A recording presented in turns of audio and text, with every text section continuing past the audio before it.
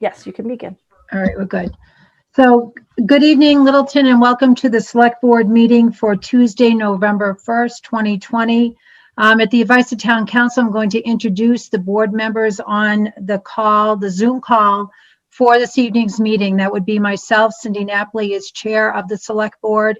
We have Chuck DeCoste as Vice Chair of the Select Board. Paul Levy is our Clerk of the Select Board. We have Joseph Knox, who is a member of the Select Board, along with Matthew Nordhaus, who is a member of the Select Board. We are joined by Joseph Layden, our Assistant Town Administrator, as well as we welcome Anthony Ansaldi, our newly appointed Town Administrator, to this evening's meeting. So we're going to begin tonight's meeting with an organization and a Pledge of Allegiance and a reading of the mail. Mr. DeCoste, I don't know if any members have a flag for the pledge this evening, or if we don't, we'll just, Mr. Knox came through. So we'll start tonight's meeting with the pledge, please. I pledge allegiance to the flag of the United States of America, and to the republic which it stands, one nation, under God, indivisible, with liberty and justice for all. Perfect. Thank you, Mr. Knox. That's it for the night. Good night. So we're going to begin tonight's meeting with a reading of the mail. Mr. Layden, if you could lead us into that, please. Sure, Madam Chair. For the board is one correspondence, and it's a notification from MMA that the Town of Littleton, our application for FY21 risk management grant was approved.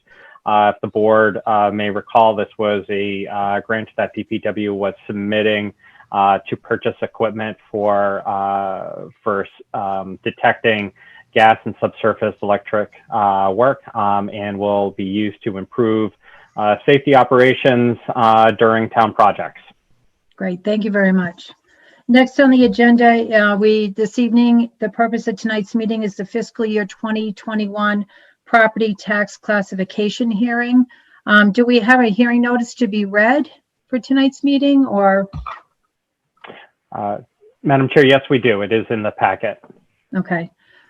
So, Mr. Levy, I don't know if you'd like to read that. I have notice, it handy, please? if you'd like to hear it. Please. Okay.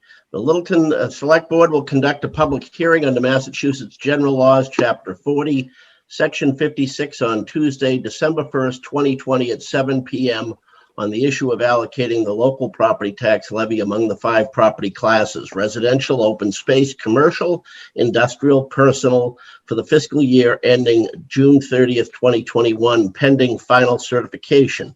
Information from the Board of Assessors on the FY 2021 preliminary certified values can be found at www.littletonma.org/assessor. In preparation for the December 1st, 2020 classification hearing, the Select Board and Board of Assessors will conduct a public information session on Monday, November 23rd, 2020 at 6:45 p.m.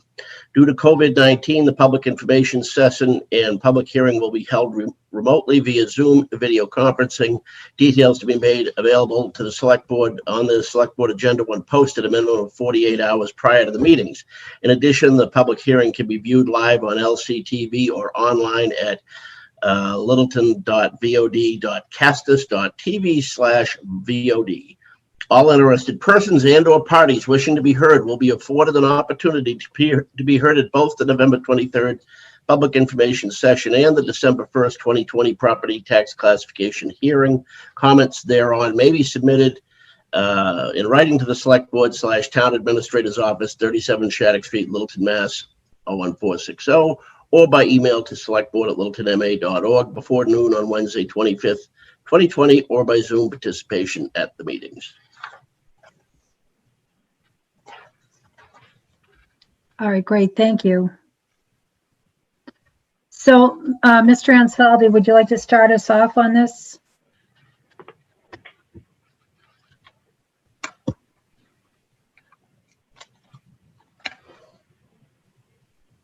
Did we lose Anthony? Okay. No, I'm here. You just sorry. connected. So I am so sorry. I'm having connecting problems downstairs. Oh, No, no worries. None whatsoever. Thank you for joining us, Kathy. Yeah. Um, So tonight's a classification hearing. We vote on the minimum residential factor by choosing the shift. I think we went over some of the information last week about, sorry, just the trends of commercial industrial going down and how important it is, to this year pick the residential factor that's going to have the least impact going forward. Okay. All right. Thank you for that recap. And so there was a lot of information that was provided to the board, and appreciate all the information as well as the recap, preparing us for this meeting. I know there's been a lot of work that's gone into this. So the board was provided with some scenarios and other information, actually a lot of information to go through this evening. So I didn't know if either you or Mr. Ansaldi could help us start off with the discussion, just to give us some direction about how we should begin tackling this task tonight. Yeah, so I think Sean's going to have a list of 10 factors that you can pick from. In there, you can't go more than 50%. You can't shift more than 50% onto the commercial industrial. So when you're picking, you have to pick a factor that allows us not to go over that. Okay.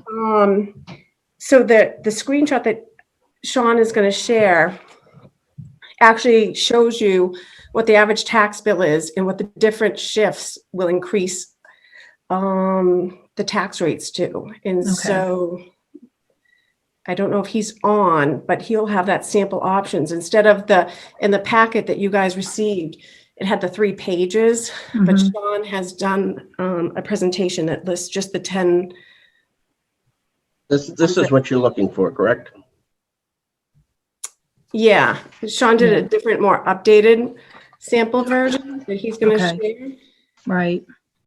I mean, so Kathy, really the bottom line is, I think it's really difficult with, real estate development growth happens a lot more quickly than commercial growth does. It does. And I know, the select board hears a lot about, our property taxes are so high and the burden on the real estate tax side, but it's really difficult, and correct me if I'm wrong, to offset that without a lot of commercial growth going on right now or anticipated in the town of Littleton. Is that correct? That's correct. And there is a lot. I mean, COVID's impacted commercial industrial in ways that we don't even know right now. So it's so impossible to see how it's going to affect everything going next year. One of the things that I think I mentioned in the last one is that some businesses flourish, but some don't go well. So I don't know. I do know I met with the planning board and talked about things that are on the horizon for commercial industrial, and there's really just not that much. But yet we have several subdivisions in the residential that are just getting started. So the residential is still strong. We have some subdivisions that aren't even finished right now. I know of 3 more that are on the horizon, but fortunately for the commercial industrial, other than the Amazon building that's being put up right now, I honestly don't know of much. And the important thing to note on the Amazon building is that some people think that's going to promote a lot of new growth. It's not, because unfortunately 2 buildings that were already in the levy came down before that it got erected. So it kind of limits the new growth. I mean, it's nice to have it on board, and it's nice, you know what I mean, for it to be coming into town. But as far as new growth, it's really not going to be much new growth at all, unfortunately. Okay. All right. Thank you for that. That's good to know. Madam Chair, I think it's probably better to have, I appreciate all that from Kathy, but I think Sean and Cheryl will be able to kind of at least give us the guidance that we need. Sean had done the presentation, the PowerPoint presentation on the 23rd, but this might, I think, just in the past, it's typically been the finance director and the treasurer that have kind of led the discussion, with Kathy and the assessors having teed it up for us. Right. No, so Mr. DeCosta was actually just about to invite Mr. O'Brien to make his presentation. So I appreciate that recap. Just having a little sidebar conversation with Kathy. That's all. Oh, it's great. She does the hard work, you know. So on our end, we kind of went over the presentation last week. There was minor changes to the values from the last presentation to tonight's final values. So between those two, when you're looking at the two, it's really hard to tell the difference between the impacts. So basically, a lot of what we went over in our last session will hold true. So I updated the presentation. So happy to share that now. If you'd like, I can run through kind of the high level points with the updated information. It'll be pretty much similar to the last time. And then at the end, I've included the 10 options. So at the board's discretion, I'm happy to do either. I think that would be helpful. Great. Just the Thank you. updates? Just the updates, Madam Chair, or the whole presentation? He's going to do a high level overview and then get to the recommendations at the end. Perfect. All right, let me just share what I got.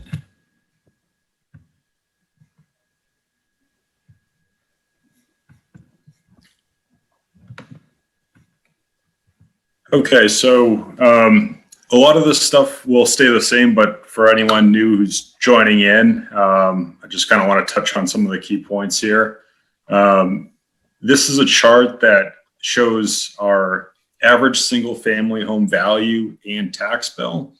So amongst our comparison communities, so the 17 other communities within a 10-mile radius. So Littleton is in yellow. So one of the big takeaways from this is the home value marker in relation to the average single family home value. So this is a good way to sort of index how your tax dollars line up with your home value. So it's a way to kind of provide a little bit more information and context than just throwing out tax rate or tax bill. So it helps to combine both of them. And as you can see, we're in the middle of the pack with our peers. This is very similar. Basically, takes our average single family tax bill versus the median, and just another way to show that. So the variance between Littleton and the median is a little under $200 or 2.3%. The levy, so this is the prior year levy limit of 40.1 million.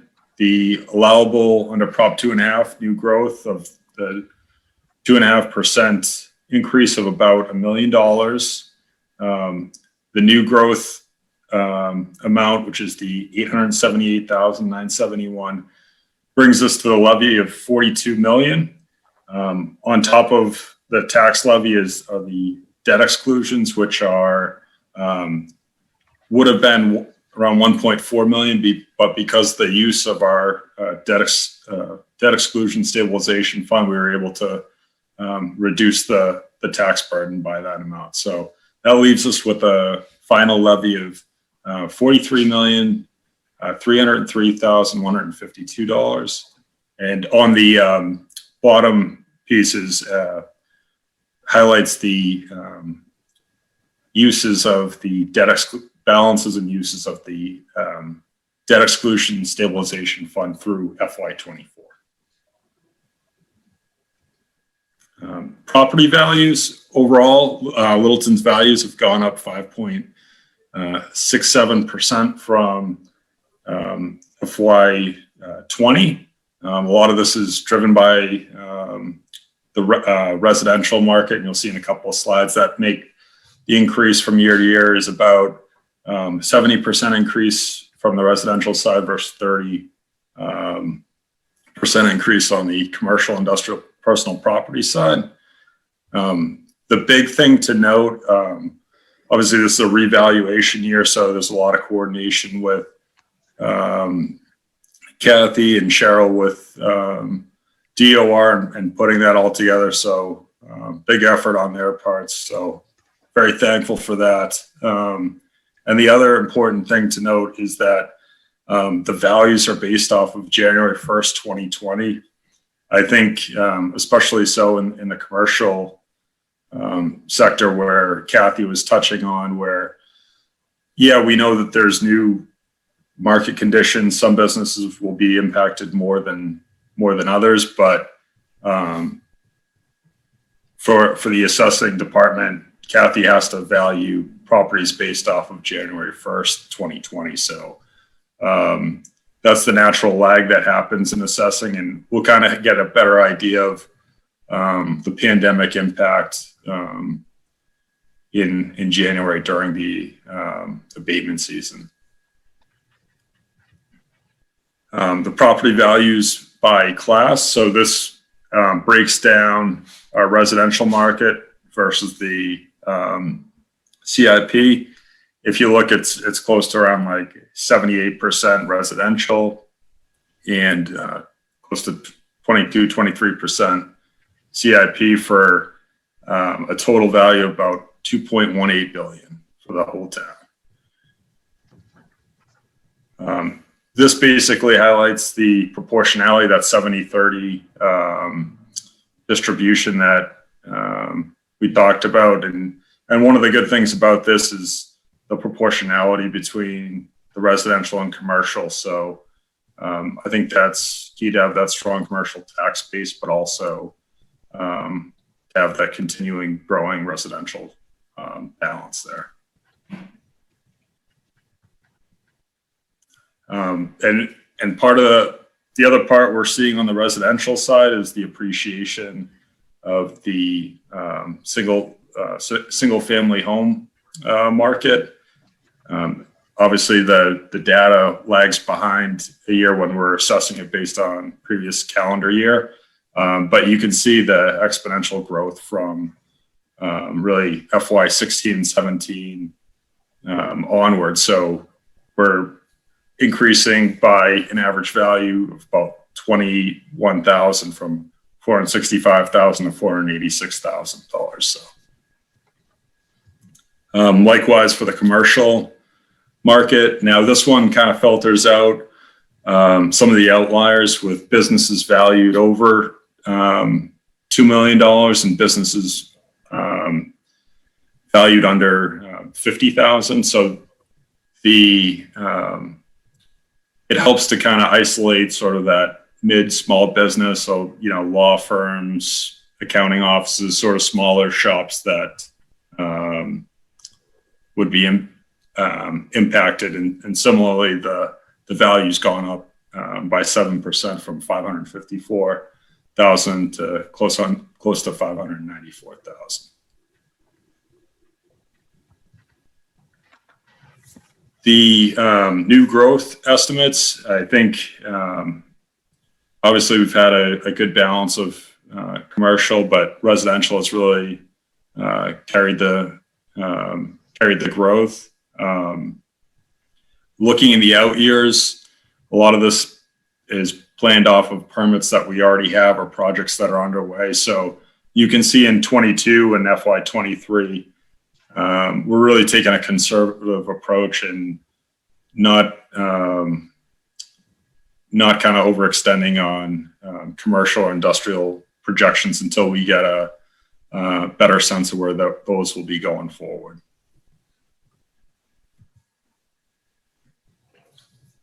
The tax levy and split tax rate. So this basically shows the impact of if we did the last residential shift, what the portion of the commercial, industrial, personal property would be,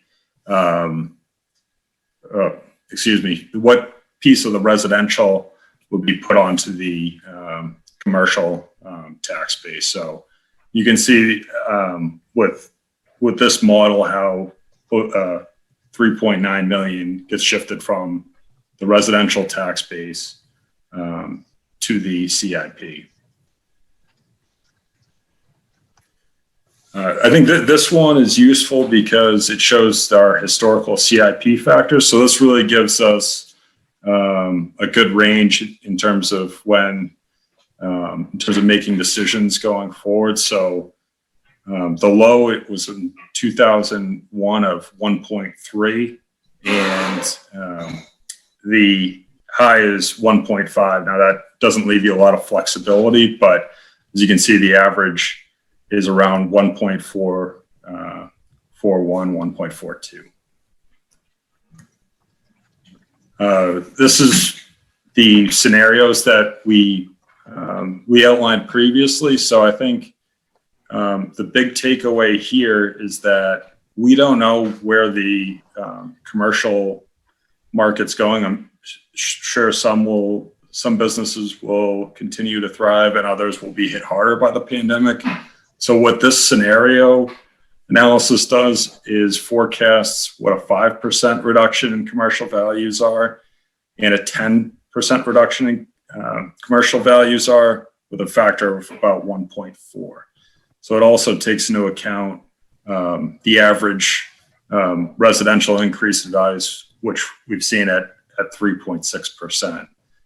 So the big thing on this is that with the potential decline in the commercial market, any shift would be magnified going forward if it was too severe. So the big thing is when setting the tax rate tonight is to think about sort of the multi-year potential impact, both on the residential side and in the commercial side as well. So it's sort of a balancing act. So if we look at the 5% reduction model, you can see 20 is our historic, just to give you a benchmark, 21, and then where we go to 22. So the uptick in the residential side of around $500 with for the average single family home, and then the decline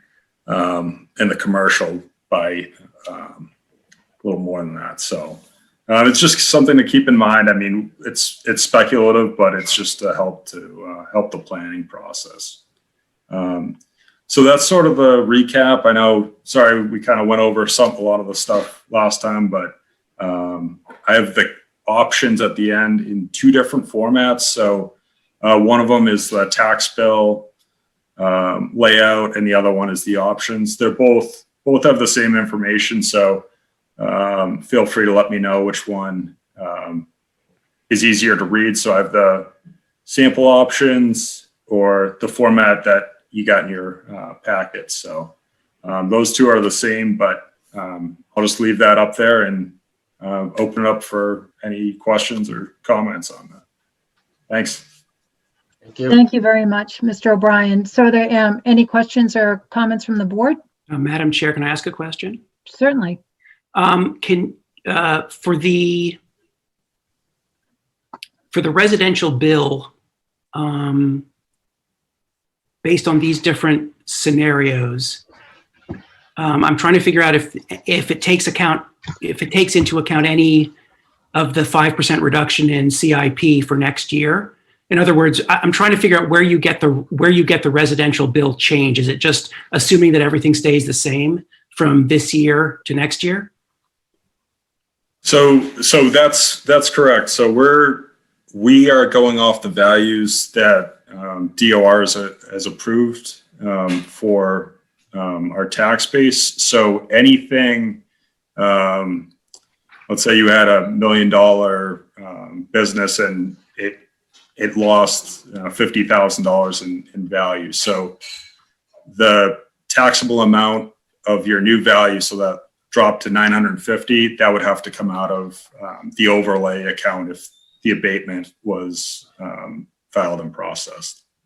So the overlay takes into account any of those swings, but for this purpose, there's no 5% factored in. The values are as they were valued as of 1/1/20. Like basically if next year was like literally identical to this year, but the factors changed, this is how much it would be.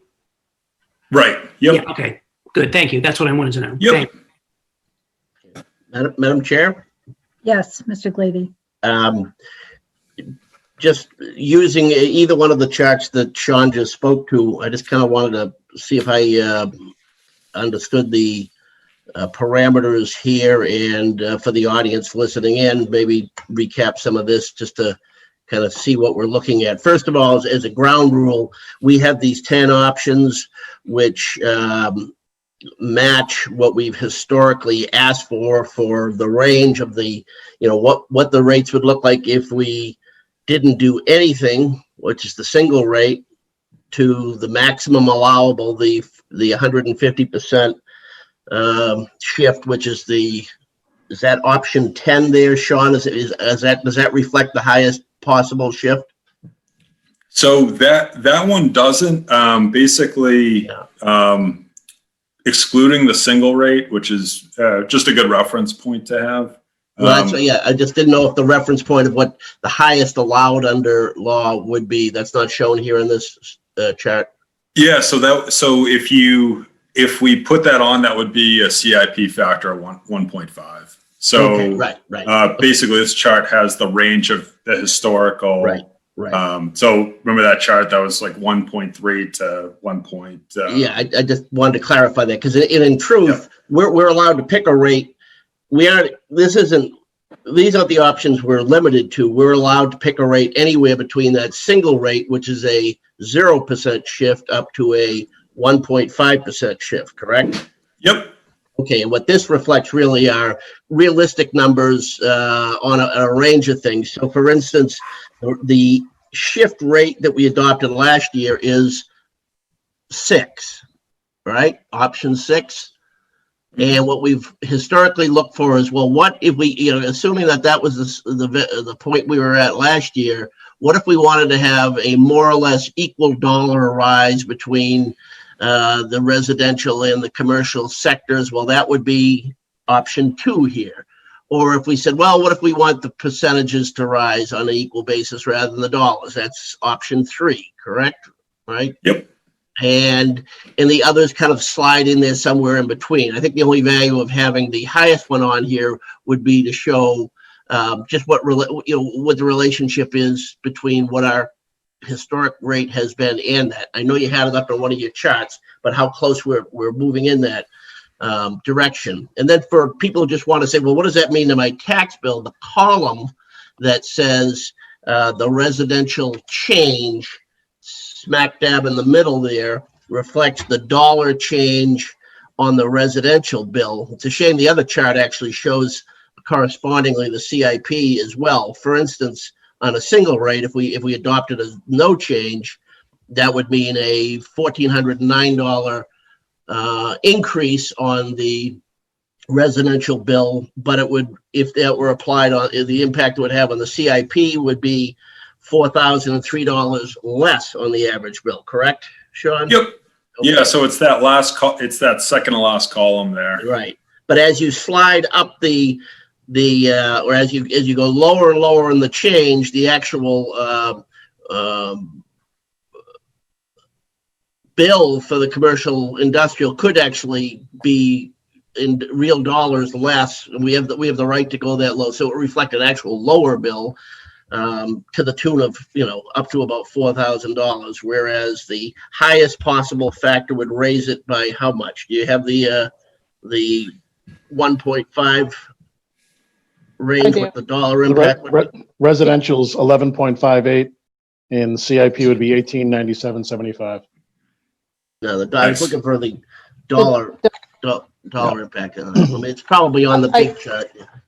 That's it, Paul. It's $11.58 increase to the residential. It's at 1897.75 to the commercial. Yep. That's the increase.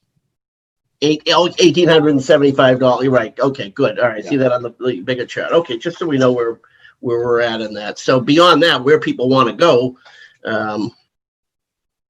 is what's on the table for discussion. I mean, that's entirely the board's prerogative whether they want to which side. Of course, anything we the other factor which is worth repeating, that any change we give that benefits one category, residents or commercial industrial, is absorbed by the other, but not on a one-to-one basis for obvious reasons, because the residents reflect 75% plus of the tax burden, and the remaining 25% is the CIP. So I just wanted to get that out there. I'm not offering an opinion at this point. I'm anxious to hear what others have to say, as well as the public.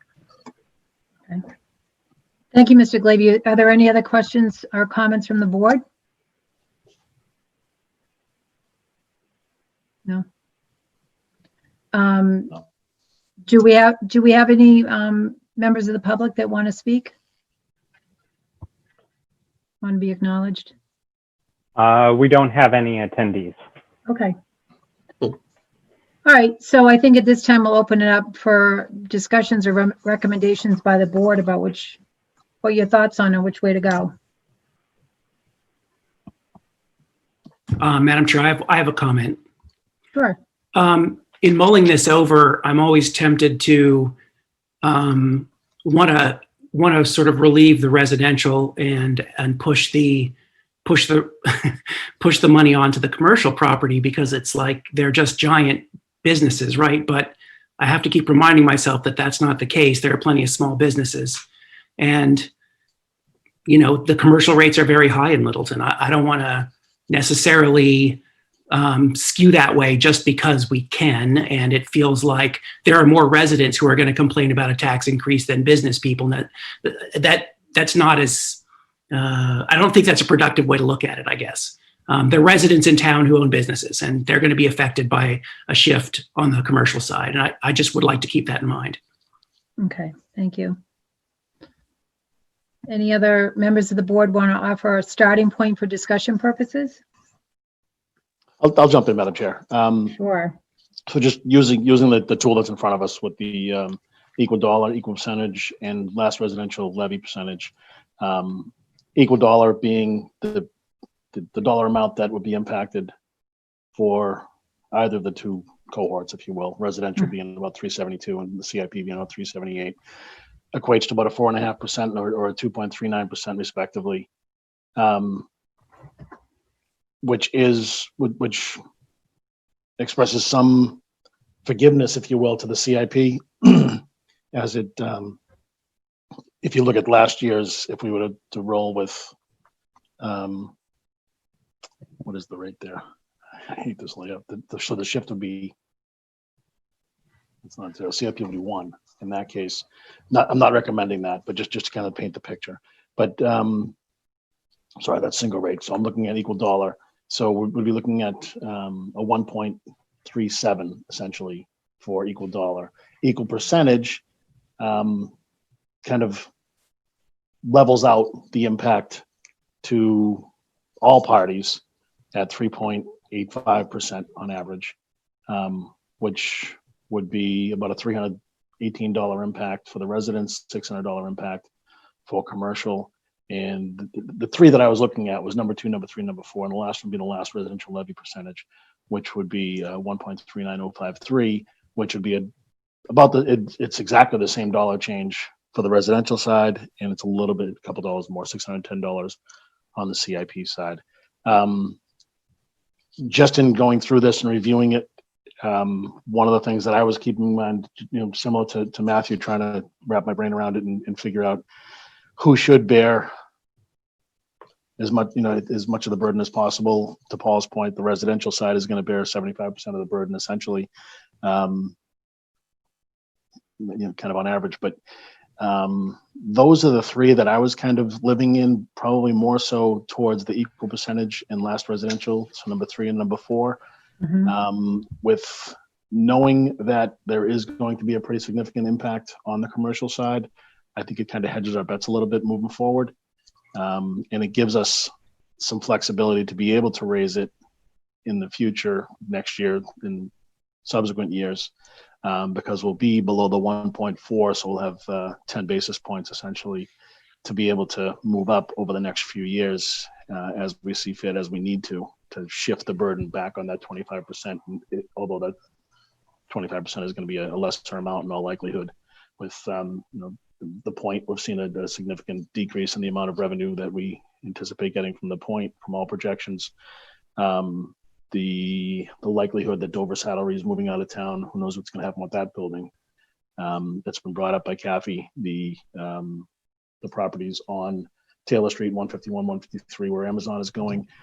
It's going to be a lot different impact to the levy from when HP was there, when there were active office buildings in those spaces. If they're going to be high bay warehouse spaces or a parking lot, we're going to get a great deal less revenue from those properties. So that's where my brain is initially. I'm happy to hear what others have to say, but I'm probably leaning somewhere between the number 3 and the number 4, the equal percentage and the last residential levy percentage. And happy to have that at least as a jumping off point, starting point. Okay, thank you. I appreciate that. If I could, Madam Chair. Sure.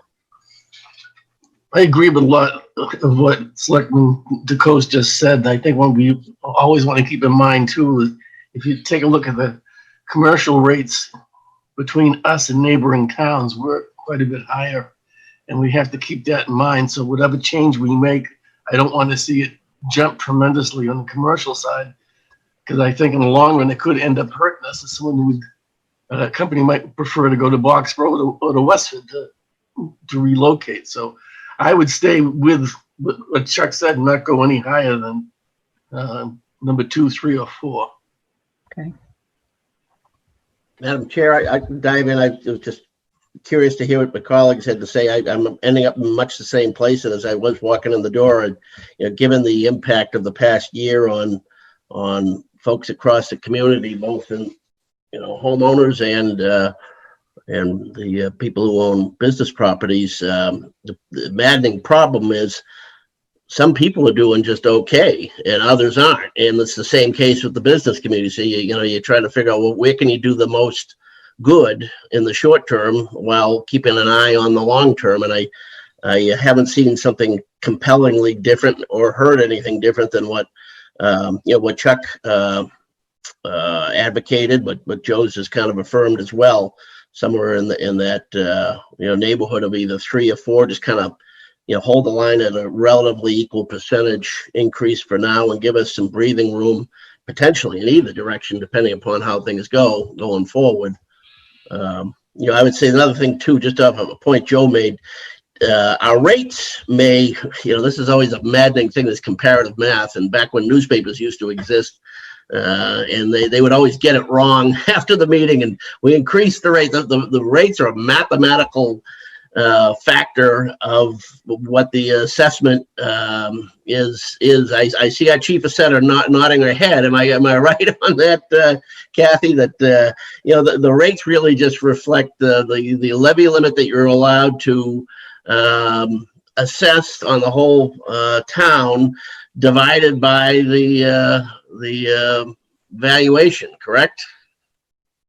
Yeah. Okay, she's agreeing with me. She's on mute, but that is correct. So it's not like we have any magic control over the rate as much as we're choosing a direction within allowable rates. And I'm bullish about where we stand with our neighbors competitively. It may well just be that our property valuations on the commercial side are a little less and therefore a little more attractive to potential buyers or locators. Therefore, our rates are slightly higher. But anyway, our overall bills are probably on average lower than each of those other communities on a comparative basis. But not to belabor the point, I could settle on either one of those 2 options. Thank you, Mr. Glavy. So looking at options 3 and 4, they're really, the difference between the two is minuscule. I mean, It really is, yeah. Is there, so I mean, I agree with all points made by my fellow board members this evening. So, I mean, between options 3 and 4, I mean, which one do we favor? I mean, they're so. I think I'd lean more towards number 3 just because it is so minuscule, but it gives us that little teeny bit of extra wiggle room from 0.39024 and 0.39053. There's not a whole lot of dollars being exchanged there, but it just gives us that little extra thousandth Okay. beyond to wiggle in the future. So where there isn't much significance there, that's kind of where I'd recommend, I think, right now. Okay. All right. Are there any other comments from the board with respect to that recommendation? I would actually maybe advocate for number 2. It feels like the difference in the residential amount is small and the difference in the commercial amount is significant. Well, more significant.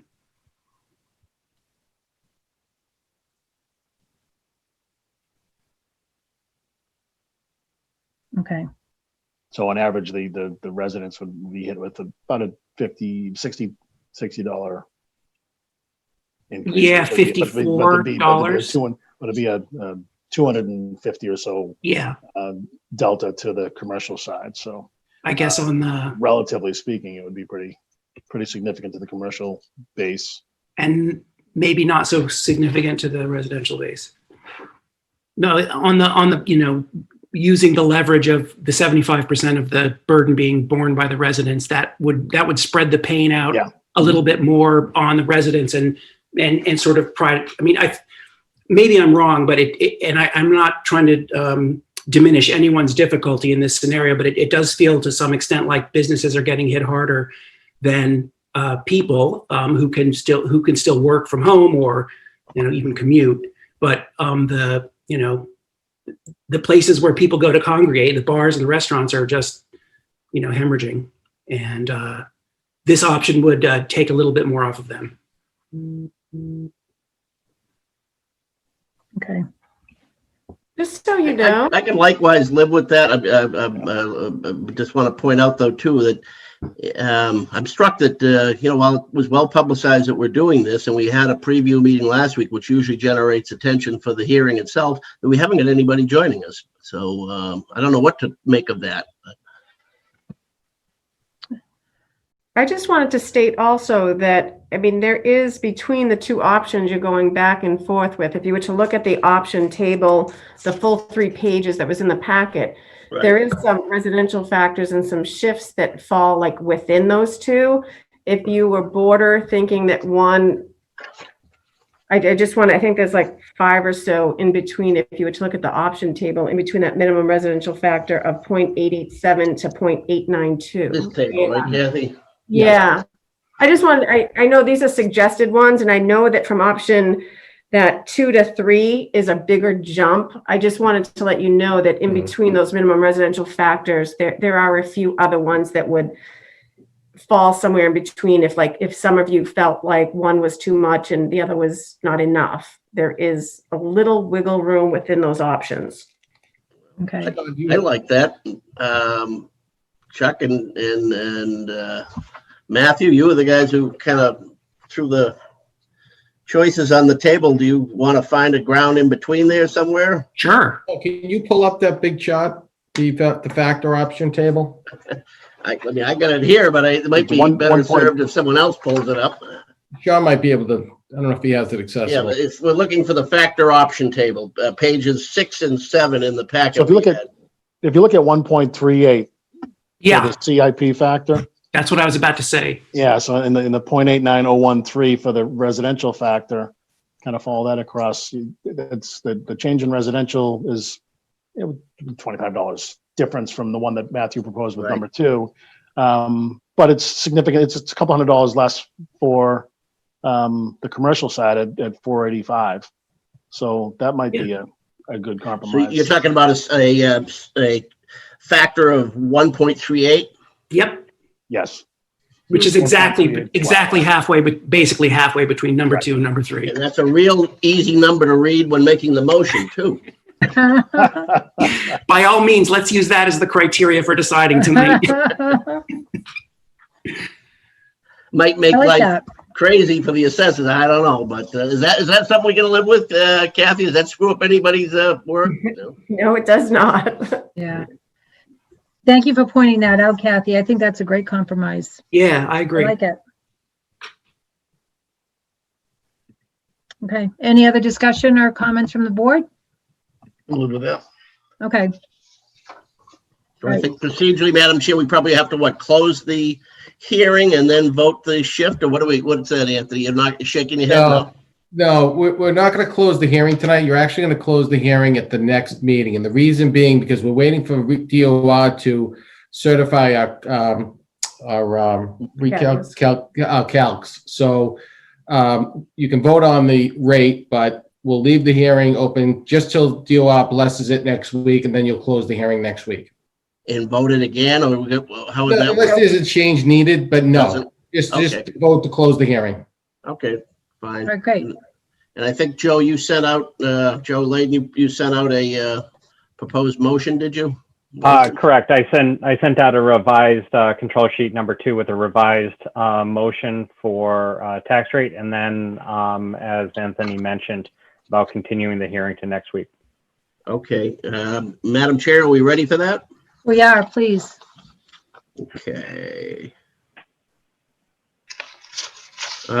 Then correct me if I go astray here, Joe or Anthony or Kathy or whomever, but I'll move that the Board of Selectmen vote pursuant to Mass General Law, Chapter 40, Section 56, relative to the FY 2021 property tax, allocating local property tax levy among 5 property classes: residential, open space, commercial, industrial, and personal property, with a CIP shift of 1.38, contingent on final certification of values from Division of Local Services,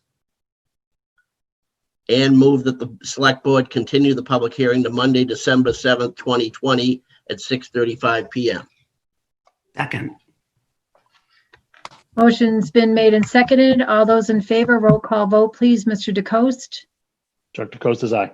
Mr. Glavy, Aye. Mr. Knox, Aye. Mr. Nordhaus, Aye. and Cindy Napoli is aye, and the motion is approved as written. Motion to adjourn. Second. I know, I feel like, Hold on. Does Kathy or Anthony need anything? So I believe that, I don't know if you were doing this tonight, but you have to vote on, it's the small business exemption and the, Oh, yeah. The work off. so, Yep, they're in here somewhere too. I think I have the motions are in here, Joe. Are they in the packet somewhere? and are we doing the identifying? Is Cheryl going to be going to do the, usually they leave the meeting and we'll identify that, or is that going to be next? Oh, yeah. Is Cheryl with us? Yes, I'm here. hi, Cheryl. Hi. So Cheryl, in the past, prior finance directors left the meeting and then came back with the unused, let's see. I can't remember. Oh, Unused the property. excess levy. Yeah, Yeah, we don't have to vote that. I received confirmation from DOR that they don't have to vote that. So we don't have to do that anymore. Okay, great. Thank you. so they do have to do the commercial, the small commercial exemption and the residential exemption. Yes. We have language in that motion. I apologize if I missed it, but I don't see it anywhere in the materials we were given. Do we have that motion we can put up on the screen? No, I don't have that motion prepared. It's in the packet on page 2 of the tax packet. Okay, I thought I read it in somewhere, but is it in the form of a motion? Yeah. I Yeah, believe it is. Okay. Yeah. vote to adopt or not adopt. Number two, right? Okay, so all right then, Madam Chair, thank you for finding that for me. Make a motion that the board vote to adopt a residential exemption. Vote to adopt or not adopt, To adopt is what I had said. or not adopt. We don't have one in Littleton currently. Oh, well then. All right, then there's no suggestion here what to. All's going rogue. No, I'm reading off the page. I should have gone rogue. So we currently do not have a residential exemption. That's for second homes, like communities with a lot of second homes. Okay. Traditionally do that. And in the So- past, so- we've always voted to Not not adopt. Okay, all right. Well, all right, would have been helpful to have that square here. Then I rescind that motion. I will make a motion that the board vote to not adopt a residential exemption. Second. Motion's been made and seconded. All those in favor, roll call vote, please. Mr. Knox, Aye. Mr. Glavy, Yes. Mr. DeCoste, Mr. Coast is aye. Mr. Nordhaus, Nordhaus is aye. and Cindy Napoli is aye. The motion is approved as stated by Mr. Glavy. And then we have another vote. This is the small commercial? Yeah, no, on that one, the past does not adopt. Okay, thank you. Then I'll make a motion that the board vote to not adopt a small commercial exemption. Second. Motion's been made and seconded. All those in favor, Mr. Glavy, Aye. Mr. DeCoste, Mr. Coast is aye. Mr. Nordhaus, Mr. Nordhaus is aye. Mr. Knox, Aye. and Cindy Napoli is aye, and the motion is approved as stated by Mr. Glavy. Do we have any other motions to undertake this evening? Adjournment. To be clear, we were told that we don't do the unused property tax levy vote anymore. Is that not required? It's Correct. correct, not required. Okay, Madam Chair, yes. if I may. Mr. Rinaldi. Yeah, Thank you. I just want to thank our finance team, and in particular Kathy Miller, who's really been working for quite a while without having staff, and she was really putting in, 7 to 7, coming in on Saturdays, and I'm really grateful that we have Kathy, and I just wanted to make sure that, we give her a big thank you for everything that she does. Thank you. we appreciate that. Thank you. I appreciate it. No, thank you very much. And I believe I heard a motion to adjourn from Selectman DeCoste. I will second that. Motion to adjourn has been made and seconded. All those in favor, Mr. Knox, Aye. Mr. Glavy, Aye. Mr. DeCoste, Mr. Coast is aye. Mr. Nordhaus, Yes. Cindy Napoli is a yes. So our meeting for this evening is adjourned, and we will be back on December 7th for a regularly scheduled meeting of the Select Board. Good night, everyone. Kathy, thank you again for all your hard work, and Thanks, everybody. Sean and Cheryl and everybody. You're Good here. to see you back, Anthony. Whole team. Good night. Good night. Thank